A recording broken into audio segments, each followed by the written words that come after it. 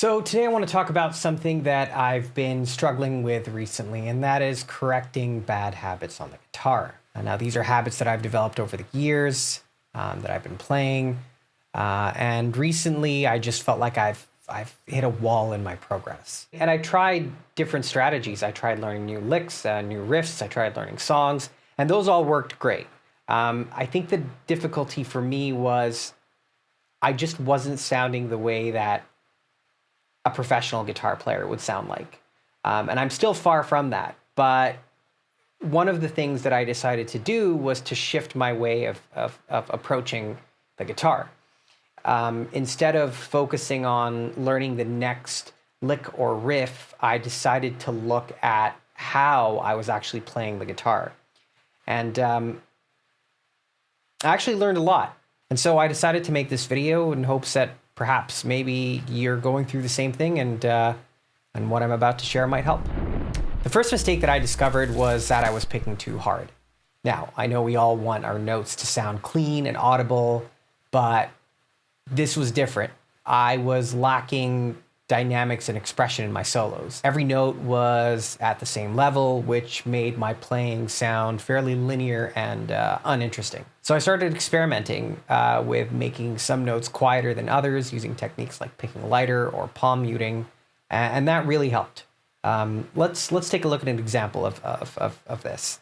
The intro riff that or the intro lick that I played was an A minor 7 arpeggio, and this is what it sounded like.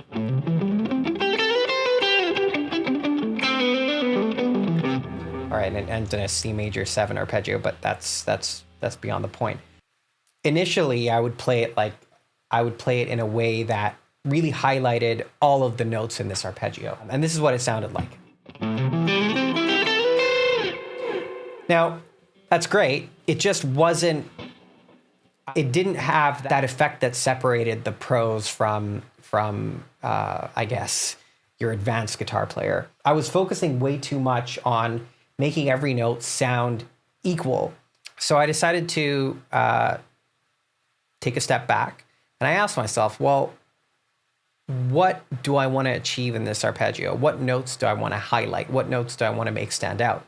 So I thought, well, maybe I can make the root notes stand out. By the root notes, I'm talking about the A's. So those are the root notes. And so I said, all right, for the root notes, or the slide towards the root notes, I'm going to pick hard, and everything else I'm going to pick soft, probably add a bit of palm muting. And this is what it sounded like.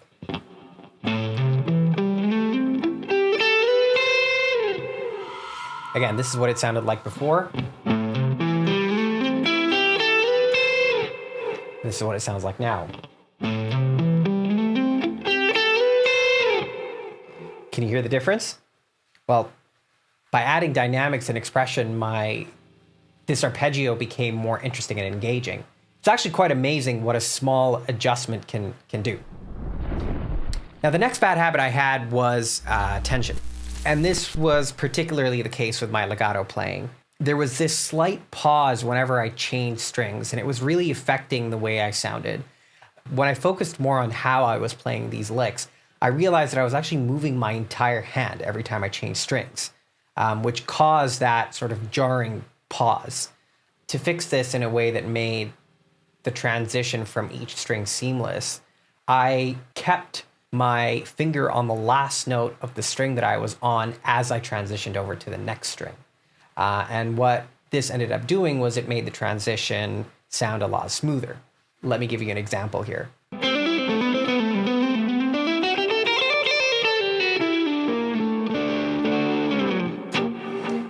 All right, so this lick is basically a part of the G major scale that ends up resolving with a melodic minor lick at the end. What would happen previously was whenever I would play a lick like this, I would move my entire hand whenever I changed strings. And what that caused was it caused this slight little disconnect between notes. And so what I ended up doing was, like I said, I kept my finger on the last string before I transitioned over. For example, in this transition, you can see here that my finger remains on the G string as I'm transitioning over to the D string. that sounds counterintuitive, because if you actually have your finger on one string and you're transitioning over to the next string, you could actually end up hitting both notes, which would cause your playing to be less clean. You see that? So you're hovering off of the string that you were on, so that once you land on the next string, you're not actually pressing on the string below, if that makes any sense. And that really affected the way the transition sounded in my playing, particularly with my legato. Now, the third mistake that I was actually doing was not really in my playing, but more about the tools that I was using to help. So for example, my tone. I realized that I was actually using way too much gain. And this is pretty common if you're a metal player like myself. I always associated distortion with that heavy sound that I wanted to achieve. So whenever I soloed, I would crank up the gain on my lead channel, thinking that it was the right thing to do. It turns out less is actually more. And let me show you what I mean.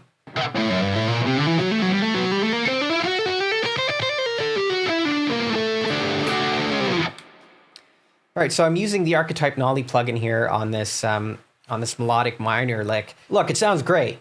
It actually sounds pretty cool, but you're not really getting the articulation and the dynamic and expression that you would normally get if you actually dialed the tone back. Now let's use a different amp, one that's less gainy. I've got here the Archetype Mateus Asado plugin, and I've actually got the gain around 2. This is what the exact same lick sounds like with the gain dialed down.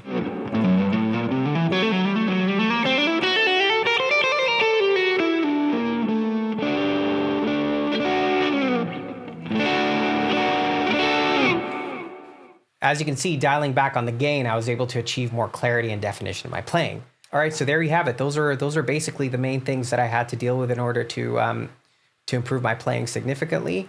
I hope you found something useful in this. Please be sure to hit that like and subscribe button for more content, and I will see you all next time.